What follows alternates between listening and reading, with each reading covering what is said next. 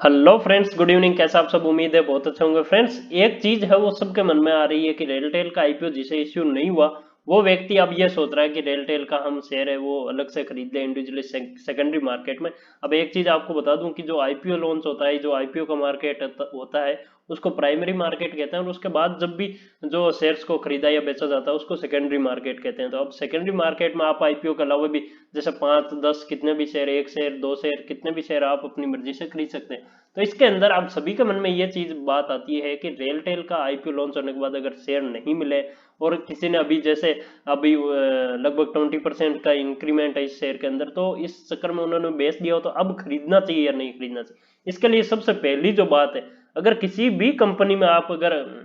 Long term के लिए investment की सोच रहे हैं, लॉन्ग टर्म इन्वेस्टमेंट करना चाहते हैं, तो उसके लिए आपको एक बात मैं बता दूं कि कंपनी कम से कम 5 साल पुरानी होनी चाहिए, क्योंकि कई लोगों के साथ में घटनाएं हो चुकी है पहले से। जो आईपीओ लॉन्च हुए कंपनियों के, उन कंपनियों ने अपने 5 साल तक अपना जो भी जिस रेट पे आईपीओ लॉन्च किया गया, जिस रेट पे आईपीओ को इश्यू किया गया, उस प्राइस तक ही वापस नहीं पहुंची हो। क्योंकि आने वाले 5 10 या 15 20 दिन तक वो आईपीओ, क्योंकि नई लेटेस्ट न्यूज होती है, वो सारी बातें होती है, तो उस वजह से मार्केट ऊपर नीचे होता रहता है उस शेयर का। लेकिन उसके बाद में जब वो रेगुलर हो जाता है, जब वो उसकी बातें जो न्यूज है वो सारी मार्केट में आने लग जाती है, तो उसके बाद उस शेयर के अंदर उतार चढ़ाव की जो बातें होती है वो कम होने लग जाती है। और फिर वो कैसे परफॉर्म करता है और उसके बाद आने वाले जो क्वार्टरली रिजल्ट है, फाइनेंशियल रिजल्ट है, वो कैसे लॉन्च होते हैं, वो सारी बातें निर्भर करती है उस कंपनी की परफॉर्मेंस के ऊपर। तो रेलटेल के बारे में सारी बातें हो, इससे पहले मैं आपको बता दूं कि आईआरसीटीसी जो कंपनी ने गवर्नमेंट ने इश्यू किया था आईआरसीटीसी को, तो उसके बाद में उसको बहुत ज्यादा सपोर्ट मिला और ये समझ सकते हैं कि उसमें बहुत बड़ा उछाल देखने को मिला। तो उस चक्कर में गवर्नमेंट ये सोचती है कि रेलवे के जो आईपीओ है वो सारे लॉन्च करने चाहिए, रेलवे की जितनी भी कंपनियां उनको पीएसयू में लाया जाए। तो उनके लिए भी ये सारी बात, आप एक अगर बात समझना चाहते हैं तो मैं आपको एक बार रेलटेल का जो बैलेंस शीट है या प्रॉफिट एंड लॉस है वो दिखा देता हूँ। तो 2016 से लेकर आप 2020 तक का डेटा आपके सामने देख पा रहे हैं।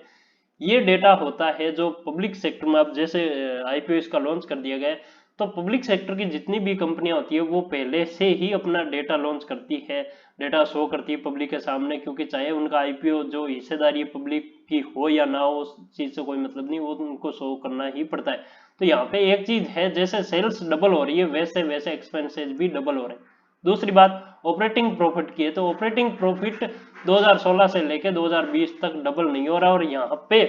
मार्च 2020 तक का आपके पास डेटा है। अगर इसमें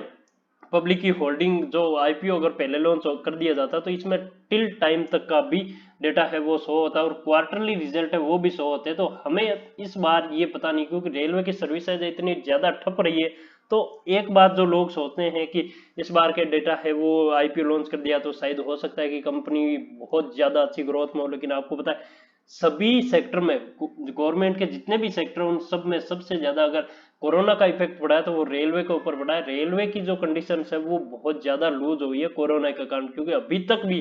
जब सारी की सारी चीजें नॉर्मलाइज हो गई है, सब कुछ खुल रहे हैं, हॉस्पिटल वगैरह सब चल रहे हैं, आप समझ सकते हैं मंदिर वगैरह हर चीज खोल दी गई, लेकिन रेलवे जैसा पहले रेगुलरली चलता था वैसा नहीं चल रहा है अभी भी। अब यहाँ पे सबसे पहली बात है वो आपको रेलटेल का जो सिस्टम है वो समझ लेना चाहिए। तो इसके लिए मैं आपको बता दूं कि ये इंटरनेट प्रोवाइड करती है, एक तरह से आप समझ सकते हैं कि डेटा सेंटर है। जो रेलवे की जो भी गवर्नमेंट के जितने भी डिपार्टमेंट वगैरह होते हैं उनमें लगभग लगभग रेलवे के अलावा भी रेलटेल का ही जो इंटरनेट सिस्टम है वो यूज करते हैं, इंटरनेट प्रोवाइड है वो रेलटेल ही करती है।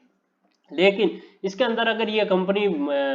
जो इंडिविजुअल लोग हैं, जैसे आम पब्लिक है, उनको प्रोवाइड करे कुछ चीज, या फिर जो प्राइवेट ऑर्गेनाइजेशन है उनको प्रोवाइड करे, तो उनके लिए कंपटीशन है इस रेलटेल के लिए बहुत बड़ा है। क्योंकि आपको पता है कि पहले से ही एयरटेल जैसी दिग्गज कंपनियां, एयरटेल के साथ में अब जियो भी है, जियो का डेटा है वो आपको पता है डेटा स्पीड कैसी आती है, और फाइबर नेट वाली बात है तो जियो ने अपना जाल है वो हर एक जगह पे बिछा लिया है। तो मुझे नहीं लगता कि प्राइवेट जो कंपनियां या जो छोटे मोटे ऑर्गेनाइजेशन है उन तक रेलटेल की पहुंच हो पाएगी, क्योंकि यहाँ पे बहुत ज्यादा तगड़ा कंपटीशन है। अब इसके अंदर हम बैलेंस शीट देख लेते हैं, तो बैलेंस शीट में आपको पता है शेयर कैपिटल ये पहले से ही है, लेकिन अब इसके अंदर इस शेयर कैपिटल में थोड़ा करेक्शन आ जाएगा, क्योंकि अभी जो शेयर इश्यू किए गए हैं पब्लिक के अंदर वो शेयर भी आने बाकी है। रिजर्व आप देख सकते हैं, रिजर्व भी डबल नहीं हुआ है, रिजर्व डबल होना चाहिए था, और बोरोइंग्स है उसके अंदर भी आ रही। अब दूसरी जो लाइबिलिटीज वाली बातें हैं वो इस बार जब 2021 में डेटा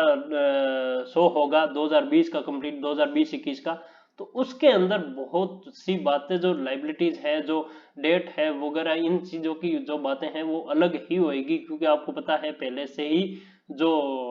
इतनी ज्यादा कोरोना की मार है वो रेलवे के ऊपर पड़ी है। अब इसके अंदर एक जो दूसरी चीज है वो इंडिया में अपनी जो कंपनीज की बात करें रेलवे की, तो सबसे टॉप में IRCTC है, उसके बाद राइट्स है RITS,